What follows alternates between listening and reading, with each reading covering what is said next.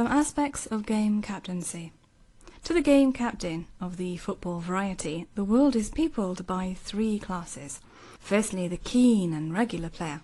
Next, the partial slacker. Thirdly, and lastly, the entire, abject and absolute slacker. Of the first class, the keen and regular player, little need be said. A keen player is a gem of purest rays serene, and when to his keenness he adds regularity and punctuality, life ceases to become the mere hollow blank that it would otherwise become, and joy reigns supreme. The absolute slacker, to take the worst at once and have done with it, needs the pen of a Swift before adequate justice can be done to his enormities. He is a blot, an excrescence. At those moments which are not spent in avoiding games, by means of that leave which is unanimously considered the peculiar property of the French nation, he uses in concocting ingenious excuses. Armed with these, he faces with calmness the disgusting curiosity of the game captain, who officiously desires to know the reason of his non-appearance on the preceding day. These excuses are of the had to go and see a man about a dog type, and really meet with that success for which their author hopes. In the end he discovers that his chest is weak, or his heart is subject to palpitations, and he forthwith produces a document to this effect, signed by a doctor.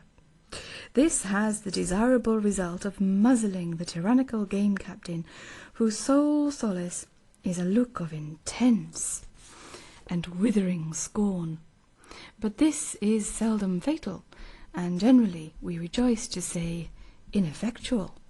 The next type is the partial slacker. He differs from the absolute slacker in that at rare intervals he actually turns up, changed withal into the garb of the game and thirsting for the fray.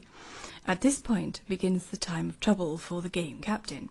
To begin with, he is forced by stress of ignorance to ask the newcomer his name. This is, of course, an insult of the worst kind. A being who does not know my name, argues the partial slacker, must be something not far from a criminal lunatic. The name is, however, extracted, and the partial slacker strides to the arena. Now arises insult number 2. He is wearing his cap.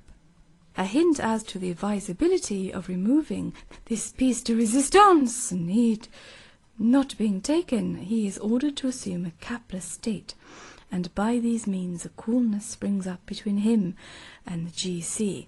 Of this the game captain is made aware when the game commences.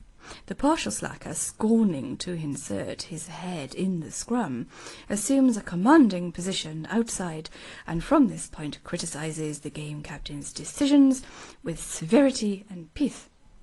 The last end of the partial slacker is generally a sad one. Strung by some pungent home thrust, the game captain is fain to try chastisement, and by these means silences the enemy's battery. Sometimes the classes overlap, as for instance a keen and regular player may, by some more than usually gross bit of bungling on the part of the GC, be moved to a fervour and eloquence worthy of juvenile. Or again, even the absolute slacker may for a time emulate the keen player, provided an opponent plant a shrewd kick on a tender spot. But broadly speaking, there are only 3 classes. End of recording. End of some aspects of game captaincy.